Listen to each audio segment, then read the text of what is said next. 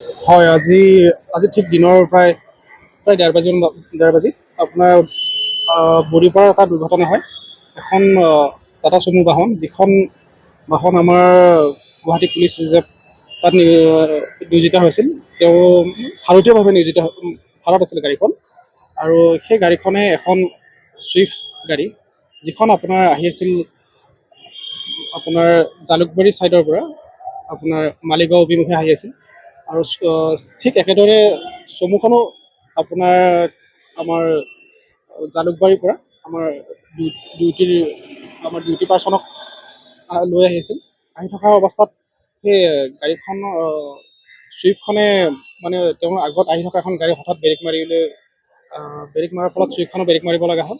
আৰু ব্ৰেক মৰাৰ ফলত আপোনাৰ সেই চমুখনে আহি তেওঁৰ বেক চাইডত খুন্দা মাৰিলে। আৰু খুন্দা মৰাৰ পিছত লগে লগে তাত মানে ততাতৈয়াকৈ আমি যাই উপস্থিত হ'লোঁ। উপস্থিত হোৱাৰ আগতে কিন্তু চালকজন তাৰ পৰা ঘটনাস্থলীৰ পৰা অলপ আঁতৰি দিছিল। আৰু আমি ততাতৈয়াকৈ তেওঁক বিচাৰ খোচাৰ কৰি কৰায়ত্ব কৰা হ'ল, আৰু কৰায়ত্ব কৰি তেওঁক থানালৈ লৈ অনা হ'ল। আৰু তেওঁ এজন চিভিল ড্ৰাইভাৰ হয়। তেওঁ কৰায়ত্ব কৰাৰ পিছত তেওঁক থানাত আনি আমি আপোনাৰ এলকহল টেষ্ট কৰা হ'ল। আৰু এলকহল টেষ্ট কৰাত তেওঁৰ 82% ৰিডিং ওলাইছে আপোনাৰ এলকহলৰ। আৰু তেওঁক আমাৰ লগতে এতিয়া তেওঁ থানাত ডিটেইন কৰা হৈছে। তেওঁৰ ড্ৰাইভিং লাইচেঞ্চ যিখন আছিল তেওঁ চিজ কৰা হৈছে।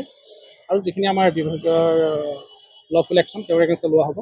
আৰু তেওঁ আমাৰ পুলিচৰ ড্ৰাইভাৰ হ'লে বা পুলিচৰ গাড়ী চলালে তেওঁ যে আমাৰ আইনৰ হাতৰ পৰা সাৰি যাব তেনেকুৱা নহয়, তেওঁৰ প্ৰতি সেই একেধৰণে আইন প্ৰযোজ্য হ'ব যিটো আমাৰ সাধাৰণ নাগৰিকৰ প্ৰতি হয়। যিসকল আহত আছিল তেওঁলোক চিকিৎসালয় প্ৰেৰণ কৰা হৈছে, আৰু তেওঁলোকৰ স্বাস্থ্যৰ মানে বুজ লোৱা আছে।